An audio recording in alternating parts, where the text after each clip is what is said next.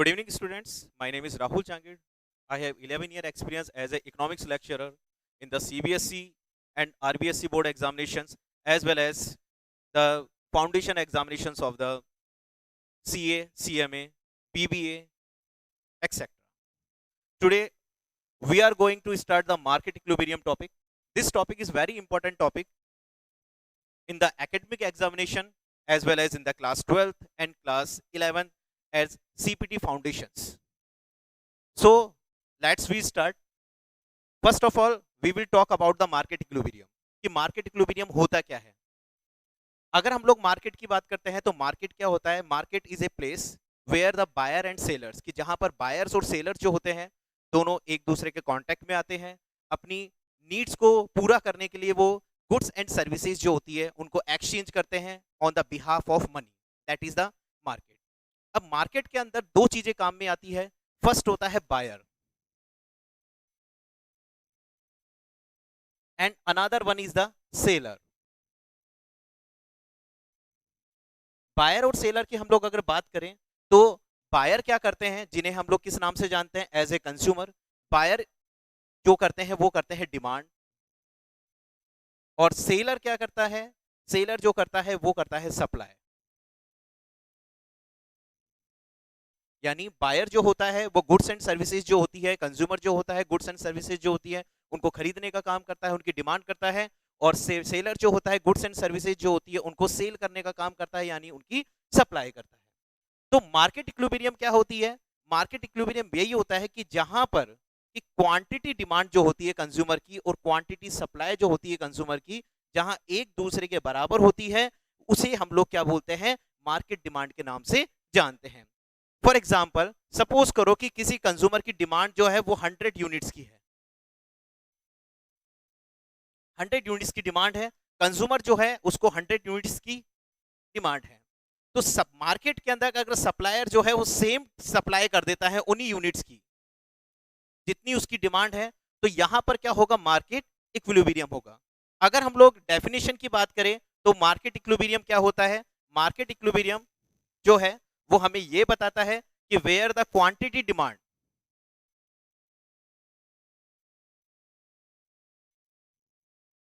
it refers to a situation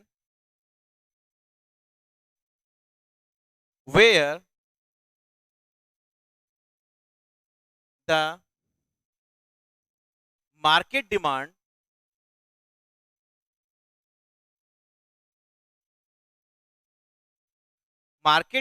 of a commodity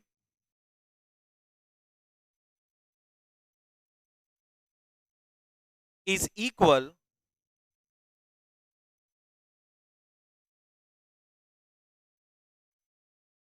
to the supply.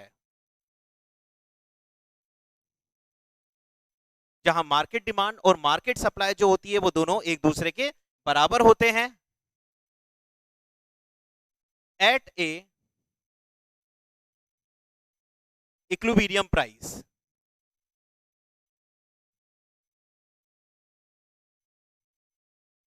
Eight A equilibrium price.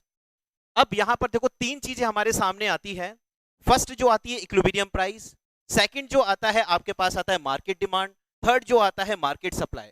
और एक चीज और है वो ये होती है वो ये है कि इक्विलिब्रियम क्वांटिटी.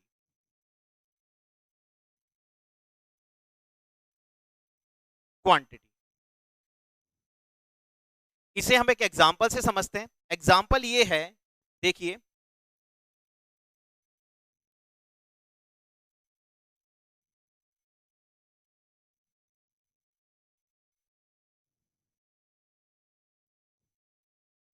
यहां हम लोग मेंशन करते हैं इस एग्जांपल के अंदर. यहां आपके पास प्राइस है,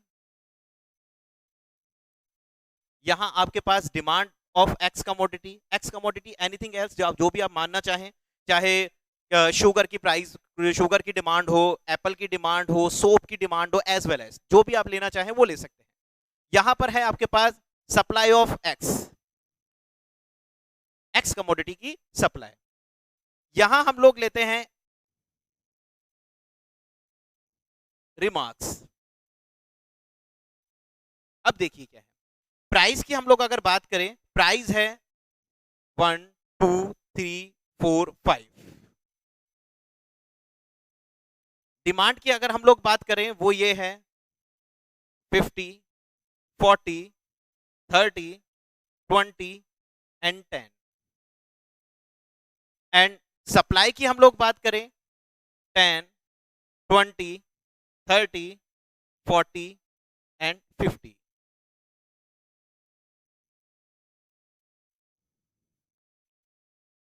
इस वाले शेड्यूल में, इस वाले स्केड्यूल के अंदर एक चीज आपको देखने को मिलेगी कि यहां पर हमारे सामने तीन सिचुएशन सामने आएगी।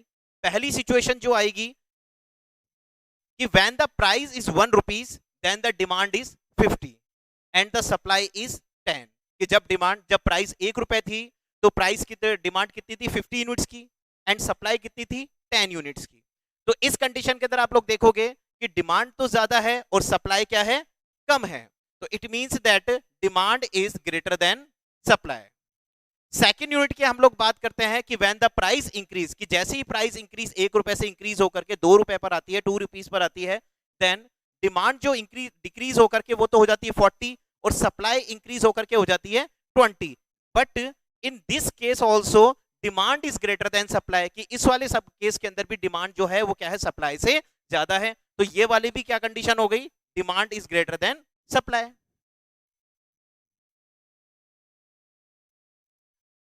जैसे ही प्राइस इंक्रीज होती है, when the price increase ₹3 then demand is 30 and supply is also 30।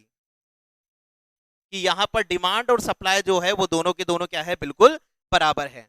ये जो सिचुएशन होती है इसको हम लोग किस नाम से जानते हैं, मार्केट डिमांड और सप्लाई के नाम से। इट मींस दैट ये जो सिचुएशन है इसको अपन बोलते हैं इक्विलिब्रियम।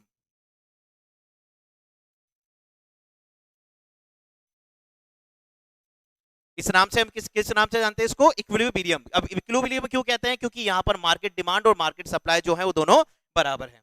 जैसे ही प्राइस इंक्रीज होती है तो प्राइस के इंक्रीज होने पर, यानी 3 से जैसे ही 4 होती है तो डिमांड तो हो जाती है कम और सप्लाई हो जाती है ज्यादा। तो इस कंडीशन के अंदर क्या होगा कि डिमांड जो होती है लेस देन होती है किससे, सप्लाई से। सेम वैसे ही जैसे ही प्राइस इंक्रीज होती है ₹10 5 rupees, then demand is 10 rupees and the supply is 50 rupees, यानी demand is less than supply. अब इस सिचुएशन के अंदर हम लोग देखते हैं कि तीन सिचुएशन हमारे सामने आती है, तीन कंडीशन हमारे सामने आती है। पहली जो कंडीशन होती है इसको अपन किस नाम से जानते हैं, एक्सिस डिमांड के नाम से।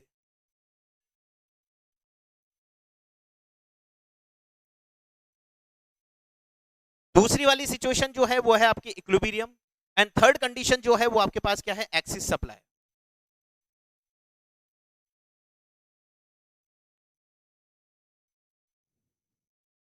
First condition is the axis demand, second is the equilibrium, third is the axis supply. अब इस वाली टेबल के अंदर हम लोग एक चीज देखना चाहते हैं।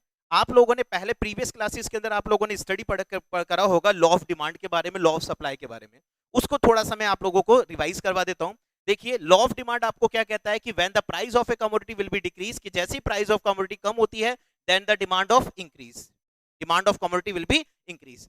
When the price of commodity will be increased, then the demand of the commodity will be decrease, कि जैसे ही प्राइस कम होती है डिमांड ज्यादा होती है, प्राइस के ज्यादा होने पर डिमांड कम होती है। कि जैसे ही प्राइस कम होती है डिमांड क्या होती है, ज्यादा। प्राइस के ज्यादा होने पर डिमांड क्या होती है, कम होती है। तो यहां पर प्राइस और डिमांड के बीच में कौन सा रिलेशन हुआ, पॉजिटिव नेगेटिव रिलेशन और द इनवर्स रिलेशनशिप। हम लोग अगर सप्लाई की बात करते हैं, अगर हम लोग सप्लाई की बात करें तो सप्लाई के अंदर क्या होता है कि supply and price has the positive relationship. Positive relationship कैसे, कि when the price increase then supply increase, when the price decrease then the supply decrease. अब कई बच्चों के मन में डाउट ये आ रहा होगा कि सर प्राइस के इंक्रीज होने पर सप्लाई कैसे इंक्रीज हो जाती है और प्राइस के डिक्रीज होने पर सप्लाई कैसे डिक्रीज हो जाती है। जैसा कि आपने टेबल में बता रखा है कि प्राइस 1 रुपए है, सप्लाई 10 यूनिट्स की है, जैसे ही प्राइस 5 रुपीज हुई सप्लाई 50 रुपीज की होगी। तो देखो बच्चों, सिर्फ एक सिंपल सा फंडा होता है कि आप ये मान के चलो कि आप सेलर हो, किसी दुकान के मालिक हो, किसी फर्म के मालिक हो, आपकी कोई शॉप है, आप अपने प्रोडक्ट को कब बेचोगे। सिंपल सा बात है, बताइए आप लोगों का क्वेश्चन है, मैं आप लोगों से पूछता हूं कि आप अपने प्रोडक्ट को कब बेचोगे। जब आपके प्रोडक्ट की प्राइस इंक्रीज होगी तब बेचोगे, या आपकी प्रोडक्ट की प्राइस डिक्रीज होगी तब बेचोगे? ऑब्वियसली सी बात है कि आपकी प्रोडक्ट की प्राइस जो आपने डिसाइड कर रखी है, अगर उसी प्राइस के ऊपर, उसी प्राइस पर आपको मार्केट में बिकती है, तब तो आप लोग सेल करोगे, वरना नहीं करोगे। सपोज करो कि एक सेलर है, वो है दुकान वाला है एक, वो है ए, उसने डिसाइड किया कि मेरे प्रोडक्ट की प्राइस जो है वो 10 रुपए होनी चाहिए, यानी एक पेन जो है वो कितने रुपए का बिकना चाहिए, 10 रुपीज का बिकना चाहिए। तो 10 रुपीज के ऊपर वो क्या कर देता है, अपनी 1000 यूनिट्स को क्या कर देता है, मार्केट के अंदर सेल करता है। लेकिन कंडीशन ये आती है कि अब उसकी कमोडिटी की प्राइस जो है वो मार्केट के कंपटीशन की वजह से क्या हो गई, 10 रुपीज से गिर करके कितनी हो गई, 5 रुपीज। मतलब उसके ऊपर फोर्स आ रहा है कि अब उसको कम से कम पेन जो है 5 रुपीज में बेचना पड़ेगा। तो वो क्या करेगा कि उसको ऐसा लगता है कि अपना प्रॉफिट कम हो रहा है, तो वो अपनी यूनिट्स को क्या कर देगा, डिक्रीज कर देगा, वो 500 यूनिट्स तक लेके आ जाएगा। तो ये जो कंसेप्ट होता है, ये एक तरीके से क्या बताता है, पॉजिटिव रिलेशनशिप को बताता है, किसके बीच में, प्राइस के बीच में और सप्लाई के बीच में, कि प्राइस के इंक्रीज होने पर supply increase, when the price decrease then the supply decrease. अब देखिए ये जो सारी सिचुएशंस हैं, हम लोग इन सिचुएशंस को एक डायग्राम के थ्रू एक्सप्लेन करते हैं, कि जहां इस डायग्राम में हम लोग एक्सप्लेन करेंगे कि axis demand, axis supply and the equilibrium, तीनों कंडीशंस को हम लोग देख क्लियर करेंगे। एक बार आप लोग नोट डाउन कर लीजिए, आप लोग देख लीजिए, इसमें कोई डाउट है तो आप लोग पूछ सकते हैं। देखिए, अगर हम लोग मार्केट की, हम लोग डाउट क्लियर की बात करें, डिमांड की बात करें, डायग्राम की, तो डायग्राम देखिए,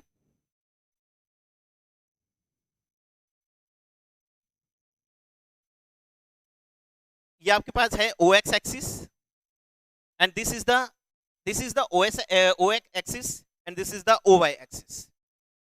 हेयर इज द, यहां हम लोग लेंगे डिमांड एंड सप्लाई, और इस जगह हम लोग लेंगे प्राइस।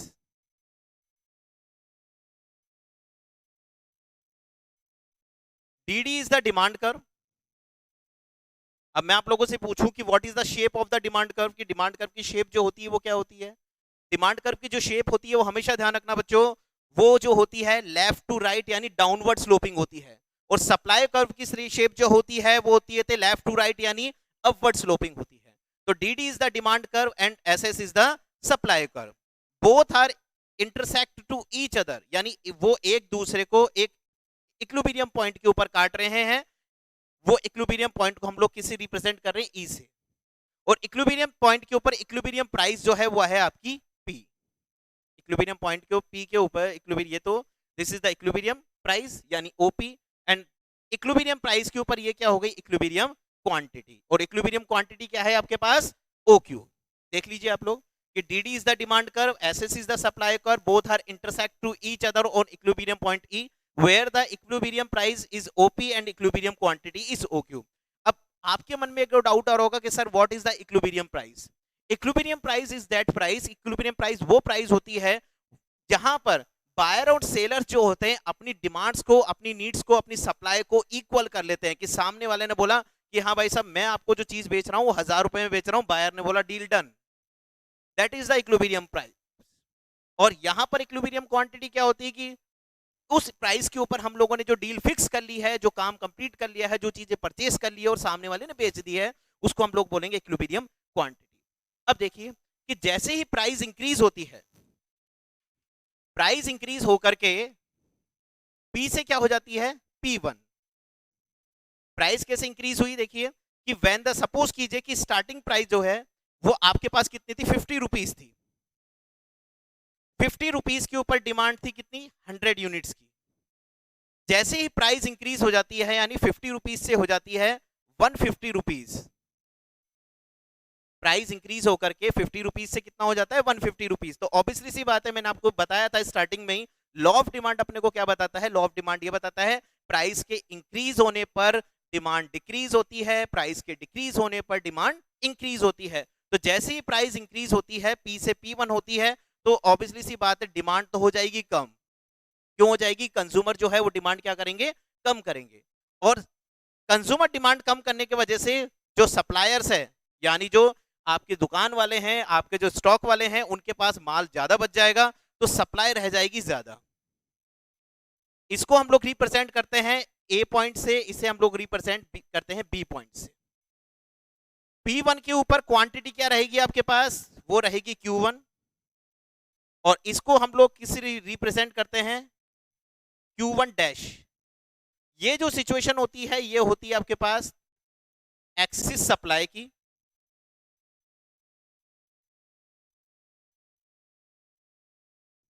ये जो सिचुएशन है आपके पास एक्सिस सप्लाई की है। एक्सिस सप्लाई क्या होती है कि प्राइस के इंक्रीज होने पर डिमांड तो हो जाती है कम और सप्लाई हो जाती है ज्यादा, तो इसे हम लोग किस नाम से जानते हैं, एक्सिस सप्लाई। और जैसे ही प्राइस डिक्रीज होकर के 50 रुपीज से कितनी हो जाए, सपोज कीजिए 20 रुपीज हो जाती है, 50 से डिक्रीज होकर के कितनी हो जाती है, 20 रुपीज हो जाती है, तो इस कंडीशन के अंदर क्या चीज होगा, इस कंडीशन के अंदर ये सीन होगा कि सी पॉइंट इसे डी पॉइंट कि डिमांड तो हो जाएगी ज्यादा क्योंकि प्राइस क्या हो गई, कम हो गई, डिमांड तो हो जाएगी ज्यादा और सप्लाई हो जाएगी कम, और इस सिचुएशन को हम लोग किस नाम से बोलेंगे, एक्सिस डिमांड के नाम से। ये जो सिचुएशन है वो आपके सामने किस नाम से जानी जाएगी, एक्सिस डिमांड के नाम से जानी जाएगी। और इक्विलिब्रियम जो पॉइंट है आपका, ये जो यहां पर क्या हो जाएगा, डिमांड और सप्लाई दोनों बराबर है। इस वाले पॉइंट में किसी को कोई डाउट, एनीथिंग एल्स? मैं आपको दोबारा से एक बार बता देता हूं कि dd is the demand curve, ss is the supply curve, both are intersect to each other on equilibrium point E, where the equilibrium price is OP and equilibrium quantity is OQ. In this, अब इसमें situation क्या आती है कि when the price of commodity will be increase, कि जैसे commodity की price, हम लोगों ने कमोडिटी की प्राइस क्या ली थी, इनिशियल प्राइस हम लोगों ने ली थी 50 रुपीज, तो जैसे ही 50 रुपीज से इंक्रीज होकर के 150 रुपीज होती है, तो वैसे ही डिमांड तो हो जाती है कम और सप्लाई हो जाती है ज्यादा, क्योंकि खरीदने वाले जो हैं वो क्या करेंगे, प्राइस जैसे इंक्रीज होगी ना तो सब लोग बोलेंगे यार इस बंदे ने तो प्राइस बढ़ा दी, दुकान वाले अंकल ने, हम लोग क्या करते हैं अपनी क्वांटिटी को कम कर देते हैं, तो लोग उससे डिमांड कम करेंगे, तो लोग डिमांड कम करेंगे तो उनके पास स्टॉक ज्यादा हो जाएगा, तो ये सिचुएशन होती है एक्सिस सप्लाई की। और जैसे ही प्राइस डिक्रीज हो जाती है, डिक्रीज होने का मतलब जैसे ही 50 रुपीज से कम होकर के 20 रुपीज हो जाती है, तो इस कंडीशन के अंदर क्या होगा, डिमांड हो जाएगी ज्यादा और सप्लाई हो जाएगी कम, और ये सिचुएशन होगी आपके पास एक्सिस डिमांड की। और जहां ये एक दूसरे को कट करते हैं वो होता है इक्विलिब्रियम पॉइंट, जहां पर एक्सिस डिमांड यानी डिमांड और सप्लाई एक दूसरे के बराबर होते हैं। तो ये जो कंडीशन है, ये जो आपने अभी तक हम लोगों ने देखा है मार्केट इक्विलिब्रियम के बारे में, मार्केट इक्विलिब्रियम मैंने आपको बताया था, तो ये all the situation is called the market equilibrium. ये सारी की सारी सिचुएशन जो है मार्केट इक्विलिब्रियम के अंदर आती है। कि मार्केट इक्विलिब्रियम कौन सी सिचुएशन होती है, कि it refers to a situation where the demand, market demand of commodity is equal to the supply at the equilibrium price. Clear? इसमें किसी को कोई डाउट है? क्लियर? अब हम लोग थोड़ा सा आगे बढ़ते हैं। देखिए कि मार्केट डिमांड के अंदर क्या होता है कि थोड़ी सी सिचुएशंस क्या होती है कि आगे इंक्रीज होती है। देखो 3 सिचुएशन हम लोगों ने इसके अंदर नोट डाउन की है। फर्स्ट जो सिचुएशन थी आपके सामने बच्चों, वो थी आपके पास जहां पर डिमांड और सप्लाई दोनों बराबर होते हैं। सेकंड जो सिचुएशन थी वो थी जहां पर demand is greater than supply, कि जहां डिमांड और supply, demand is greater than supply, कि जहां डिमांड और सप्लाई ज्यादा थे। कहने का मतलब यह है कि डिमांड इंक्रीज थी किससे, सप्लाई के कंपैरिजन में। थर्ड कंडीशन कौन सी थी, कि जहां पर सप्लाई जो थी ज्यादा थी डिमांड के बीच में। देखिए कैसे, कि पहली कंडीशन थी आपके पास कि ये तो कंडीशन आपके सामने इक्विलिब्रियम है कि जहां डिमांड और सप्लाई दोनों क्या होते हैं, बराबर होते हैं, D is equals to S। Second condition में क्या सिचुएशन थी, where the demand is greater than supply, and third condition is the where the demand is less than supply. तो इसके लिए हम लोगों ने इस डायग्राम को रिप्रेजेंट किया था। अब देखिए, अब हम लोग आगे पढ़ने जाएंगे, आगे हम लोग स्टडी करते हैं। अब आप लोगों को बताता हूं क्या है कि चेंज इन डिमांड, कि डिमांड के अंदर क्या क्या चेंजेस आते हैं।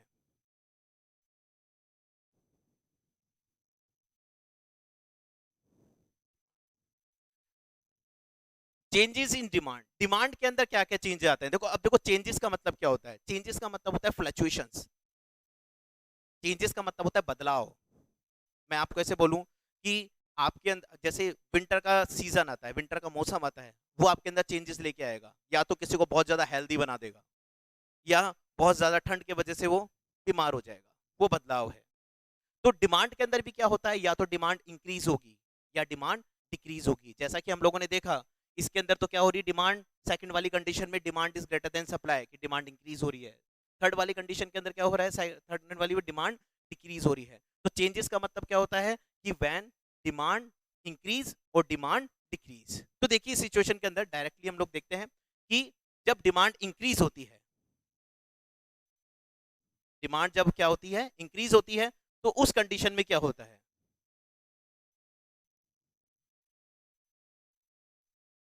इंक्रीज इन डिमांड की कंडीशन है। देखिए इसके अंदर क्या सिचुएशन है, इंक्रीज इन डिमांड के अंदर क्या है, देखिए केवल हम लोग क्या करेंगे, मार्केट इक्विलिब्रियम की बात कर रहे हैं बच्चों, ध्यान रखना, केवल डिमांड के अंदर चेंज करेंगे, supply will be constant, supply constant रहेगी। सप्लाई से कंज्यूमर को कोई मतलब नहीं है, डिमांड को इंक्रीज कर रहे हैं, डिमांड को ही डिक्रीज कर रहे हैं। अब हम लोग इसके अंदर ये देखेंगे कि डिमांड के इंक्रीज करने पर प्राइस पर क्या इफेक्ट होता है और डिमांड के डिक्रीज करने पर प्राइस पर क्या इफेक्ट पड़ता है। यहां पर हम लोग नीचे की तरफ सेम वही चीज लेंगे, आपके पास जो है वो है demand and supply of commodity. Short में लिख देता हूं, यहां है आपके पास प्राइस। अब हम लोग देखते हैं, D is the demand curve and SS is the supply curve, both are intersect to each other on equilibrium point E. एक दूसरे को इक्विलिब्रियम पॉइंट ई के ऊपर क्या कर रहे हैं, वो इंटरसेक्ट कर रहे हैं। इंटरसेक्ट यानी एक दूसरे को वो काट रहे हैं। किसी को कोई डाउट हो तो पूछ लेना बच्चों, डाउट पूछोगे तो हमेशा तरक्की करोगे, नहीं तो आपका डाउट जो है वो आप ही को खा जाएगा। नहीं तो फिर दोगे यार ये माय डाउट है, पूरे दिन चलता रहेगा, और वही डाउट किसी आगे जाकर किसी कंपटीशन एग्जाम में, किसी गवर्नमेंट एग्जामिनेशन के अंदर, यही आपके बोर्ड के पेपर में वो डाउट आ गया तो फिर क्या करोगे। तो डाउट जो है वो आप लोग हमेशा तुरंत अपने टीचर से क्लियर करते रहना चाहिए। देखिए कैसे, हम लोग अगर बात करते हैं कि जैसे ही डिमांड इंक्रीज होती है, डिमांड इंक्रीज हो गई है, इंक्रीज इन डिमांड को हम लोग कहां शिफ्ट करते हैं, right side, right side. Demand increase होगी, डी से क्या हो जाएगा, टी1। डिमांड के इंक्रीज होने पर कहां पहुंचा देंगे उसको हम लोग, डी से टी1, यानी राइट वर्ड। राइट वर्ड होती है तो उसको बोलते हैं इंक्रीज इन डिमांड। तो जैसे डिमांड इंक्रीज होती है, तो देखिए डिमांड के इंक्रीज होने पर मैंने आपको एक चीज बताई थी कि प्राइस और डिमांड के अंदर तो कौन सा रिलेशनशिप होता है, inverse relationship. But demand and price के बीच में कौन सा रिलेशनशिप होता है, ध्यान रखना, डिमांड और प्राइस के बीच में होता है positive relationship. When the demand increase, price increase, demand decrease, price decrease. तो डिमांड और प्राइस के बीच में कौन सा रिलेशनशिप होता है, पॉजिटिव रिलेशनशिप होता है। कैसे, कि जैसे ही डिमांड इंक्रीज होती है तो डिमांड के इंक्रीज होने पर प्राइस क्या हो जाएगी, इंक्रीज हो जाएगी, यानी प्राइस जो है वो P से क्या हो जाएगी, P1 हो जाएगी, और इसकी क्वांटिटी जो है वो Q से क्या हो जाएगी, Q1 हो जाएगी।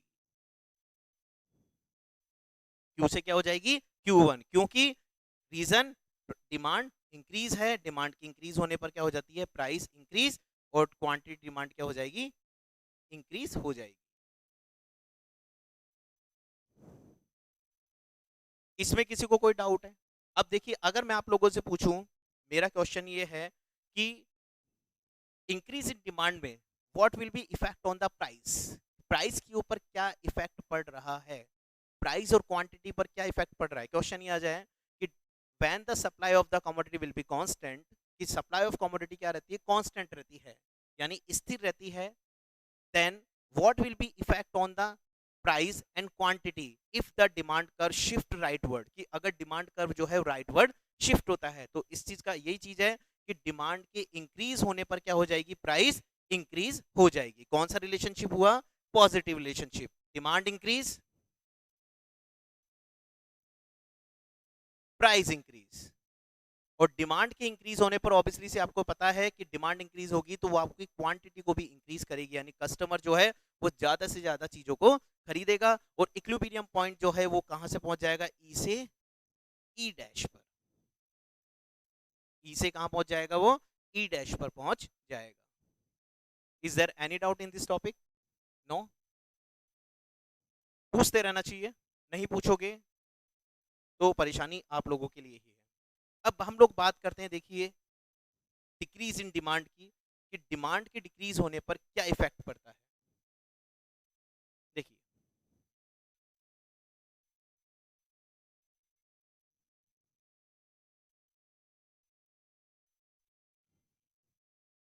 अगर डिमांड डिक्रीज होती है तो डिमांड के डिक्रीज होने पर क्या चीज होता है। देखिए, ये एक्स हो गया, ये ओ हो गया, ये वाई हो गया, यहाँ हो गया आपके पास डिमांड, और ये हो गई आपके पास सप्लाई ऑफ कमोडिटी।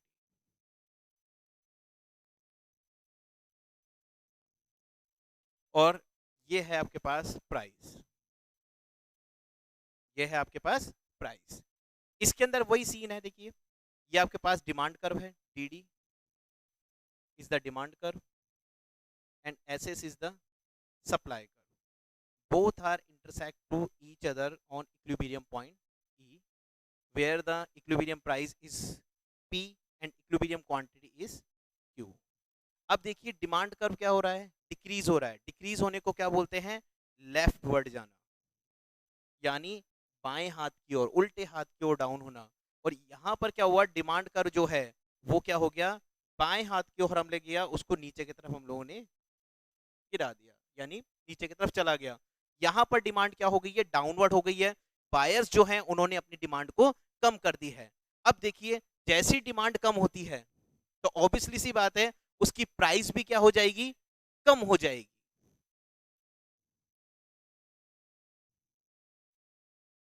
प्राइस भी डाउन हो जाएगी, पी से क्या हो जाएगी, P1 हो जाएगी। पी से P1 की प्राइस के डिक्रीज होने पर क्वांटिटी भी क्या हो गई, डिक्रीज, और इक्विलिब्रियम पॉइंट जो है वो ई से ई डैश पर आ गया। ठीक है।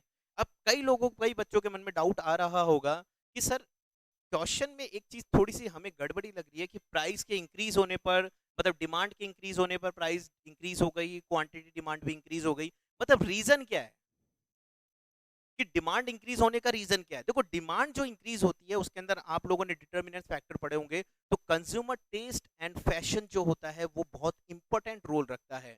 कि अगर आप कंज्यूमर की कोई चीज टेस्ट में होती है, फैशन में होती है, हैबिचुअल में होती है, तो वो चीज क्या करता है कि उनकी डिमांड को इंक्रीज करता है। तो डिमांड के इंक्रीज होने पर ऑब्वियसली सी बात है, सेलर है वो क्या करेगा, अपनी प्राइस को इंक्रीज करेगा। लेकिन अगर आउट ऑफ ट्रेंड हो जाएगी वही कमोडिटी, तो वो क्या हो जाएगी, डिमांड के डिक्रीज हो जाएगी, और डिमांड के डिक्रीज होने पर ऑब्वियसली सी बात है उसकी प्राइस भी डिक्रीज हो जाएगी। Is that clear. तो ये जो दोनों चीजें हैं वो किसको बताती है, इंक्रीज इन डिमांड को, और ये इंक्रीज डिक्रीज इन सप्लाई को। इसमें एनी डाउट। देखो, इनको समझने के लिए ये बहुत ही इंपॉर्टेंट टॉपिक है। ये this topic is related to the law of demand concept easily, और ये जो टॉपिक है आपके हर एग्जामिनेशंस में आता है। If you want to learn about more and more this topic, then you I will be prefer for the NCERT books and other any other reference books in the microeconomics। कि अगर आपको इन topics के बारे में, increase in demand और increase decrease in demand के बारे में और भी ज्यादा पढ़ना है, मार्केट इक्विलिब्रियम के बारे में आपको और भी ज्यादा जानना है, तो आप लोगों को मैं सिर्फ यही प्रेफरेंस करूंगा कि आप एनसीईआरटी बुक्स को ज्यादा से ज्यादा फॉलो करें, क्योंकि वही एक ऑथेंटिक राइटर्स होते हैं। एंड एज वेल एज जो आपके पास रेफरेंस बुक जो भी आप लोग पढ़ना चाहते हो किसी भी रेफरेंस बुक से, या आप किसी भी अपने टीचर हैं उनसे आप अपने कॉन्सेप्ट को क्लियर कर सकते हैं। तो आज की क्लास के अंदर हम लोगों ने क्या किया था, देखो आज की क्लास में हम लोगों ने मार्केट इक्विलिब्रियम के बारे में पढ़ा था। मार्केट इक्विलिब्रियम क्या, मैंने आपको पहले भी बताया था कि मार्केट इक्विलिब्रियम जो होता है वो आपको क्या बताता है कि market equilibrium where the quantity demand is equals to the quantity supply, कि जहां मार्केट डिमांड और मार्केट सप्लाई दोनों बराबर होते हैं उसको हम लोग मार्केट इक्विलिब्रियम के नाम से जानते हैं। मार्केट इक्विलिब्रियम के अंदर क्या होती है कि तीन कंडीशंस आती है। तीन कंडीशंस क्या होती है कि फर्स्ट कंडीशन क्या होती है कि when the demand is equals to supply, when demand is greater than supply, और when demand is less than supply. When the demand is greater than supply, की जब डिमांड ज्यादा होती है सप्लाई से उसको अपन बोलते हैं एक्सिस डिमांड। जब डिमांड सप्लाई से कम होती है तो उसको अपन बोलते हैं एक्सिस सप्लाई। एक्सिस डिमांड की कंडीशन के अंदर तो क्या सिचुएशन आती है, एक्सिस डिमांड की कंडीशन में सिचुएशन आती है कि डिमांड की इंक्रीज, मतलब एक्सिस डिमांड बोले तो अगर हम लोग एक्सिस डिमांड करते हैं तो उसके अंदर तो क्या हो जाता है, एक्सिस डिमांड की कंडीशन में प्राइस क्या हो जाती है, डिक्रीज हो जाती है। एक्सिस सप्लाई की कंडीशन के अंदर क्या हो जाती है, प्राइस इंक्रीज हो जाती है। उसके बाद हम लोगों ने डिस्कशन किया था changes in demand. Changes in demand क्या बताता है, इंक्रीज इन डिमांड को, डिक्रीज इन डिमांड को।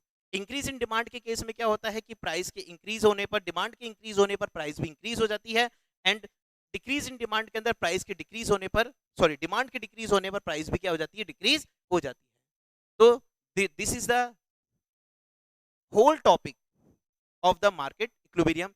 नेक्स्ट क्लास के अंदर हम लोग डिस्कशन करेंगे चेंजेस इन द सप्लाई, यानी सप्लाई के अंदर क्या क्या चेंजेस होते हैं। तो अभी आप जो हैं इस टॉपिक को देखिएगा, क्लियर कीजिएगा। कोई भी अगर आपके पास डाउट है तो आप लोग अदर जो रेफरेंस बुक्स है, एनसीईआरटी बुक्स है, रेफरेंस बुक्स है, अपने जो सब्जेक्ट टीचर्स है उनसे आप लोग कंसल्ट कीजिए।